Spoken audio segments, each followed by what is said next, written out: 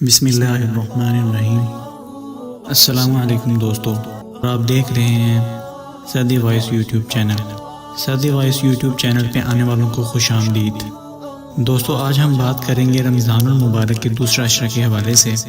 دوستو ماہ سیام برکتوں اور رحمتوں کا مہینہ ہے اور گناہوں سے نجات پانے کا مہینہ ہے۔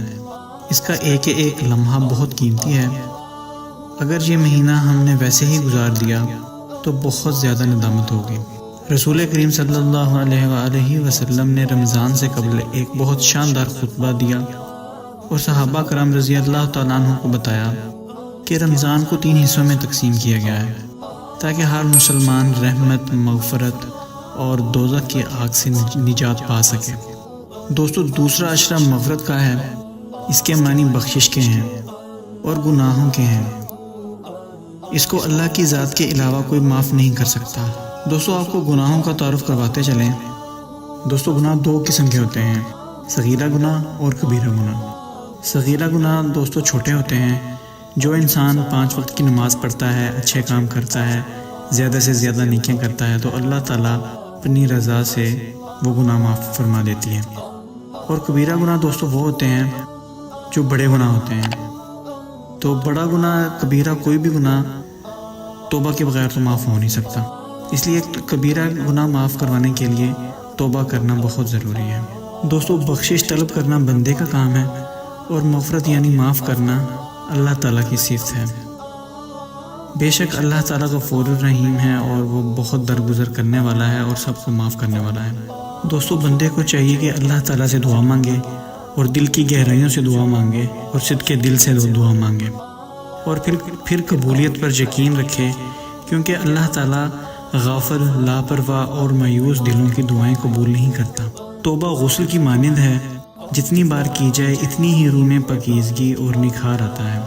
اس لیے کثرت سے استغفار کرو، چلتے پھرتے استغفر اللہ، لا الہ الحمدللہ، لا حول ولا قوت، حسبی اللہ نعم الوکیل، نعم المولا و نعم النصیر۔ پھر دیکھیں دوستو اللہ تعالیٰ کی رحمتیں اور برکتیں ہم مسلمانوں پر کیسے ہوتی ہیں۔ قرآن پاک میں اللہ تعالیٰ کی ذات فرماتی ہے، اے بندے تم استغفار کر کے تو دیکھو۔ ایک اور جگہ اللہ تعالیٰ فرماتے ہیں، جس نے زندگی کو سکون دینا ہے وہ استغفار کرے۔ دوستو ہم سب جانتے ہیں کہ دلوں کا سکون اللہ تعالیٰ کے ذکر میں ہے، تو پھر رمضان میں تو استغفار کی فضیلت اور بھی زیادہ ہے۔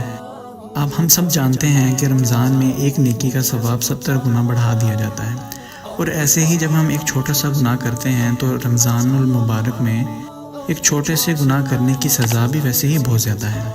تو اس لیے دوستو ایک تو ہمیں گناہوں سے بچنا چاہیے اور دوسرا زیادہ سے زیادہ اللہ تعالیٰ کی بارگاہ میں ہمیں توبہ کرنی چاہیے۔ ایک بار اللہ تعالیٰ سے سچے دل سے توبہ کر کے تو دیکھو، وہ کبھی بھی انسان کو مایوس نہیں کرتا۔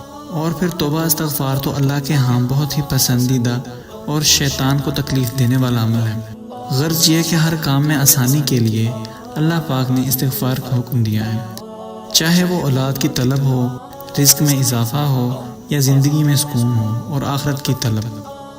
اس لیے جو شخص استغفار کو اپنے اوپر لازم کرے تو اللہ اس کے لیے ہر تنگی سے نکلنے کا راستہ نکال دیتا ہے اور ہر غم و پریشانی سے اسے نجات دیتا ہے، اور ایسے ہی جگہ سے اس کو رزق فراہم کرتا ہے کہ جس کا انسان کو کبھی گمان بھی نہیں ہوتا۔ دوستو ہم آپ کو دوسرے عشرے کی دعا بھی بتاتے چلیں۔ استغفر اللہ ربی من کل ذنب و اتوب الیہ، استغفر اللہ ربی من کل ذنب و اتوب الیہ۔ دوستو یہ دوسرے عشرے کی دعا ہے، اس کو آپ زیادہ سے زیادہ پڑھیں تاکہ اللہ تعالیٰ ہمارے گناہوں کو معاف فرمائے۔ دوستو اللہ تعالیٰ سے دعا ہے کہ اللہ تعالیٰ ہم سب کو گناہوں سے بچنے کی توفیق عطا فرمائے اور گزشتہ گناہوں پر توبہ کرنے کی اور ندامت کی ہمیں توفیق عطا فرمائے۔ دوستو ہم امید کرتے ہیں رمضان المبارک کا پہلا عشرہ آپ کا بہت اچھا ہی گزرا ہوگا اور آپ نے سارے روزے رکھے ہوں گے، اور ہماری دعا ہے کہ اللہ تعالیٰ آپ کو رمضان المبارک کے باقی روزے رکھنے کی بھی توفیق عطا فرمائے۔ دوستو آج کی ویڈیو میں بس اتنا ہی۔